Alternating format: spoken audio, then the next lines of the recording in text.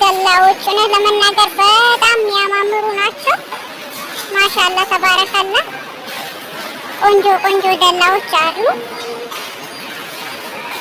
ዋጋቸው ራሱ በጣም አሪፍ ነው። በከለር ነው ደግሞ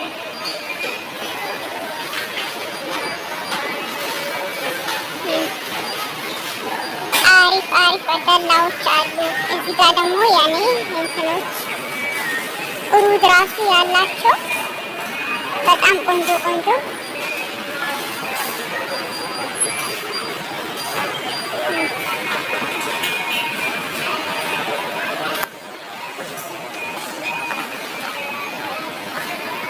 ቅናሽ ያላቸው ቆንጆ ደላዎች። በነገራችን ላይ እንትን ፌርሙስ ሲገዛ ቅናሽነቱን ሳይሆን ያበርዳል ወይ አያበርድም ነው ዋናው ማለት ነው። ካላበረደ ደላ በጣም አሪፍ ነው።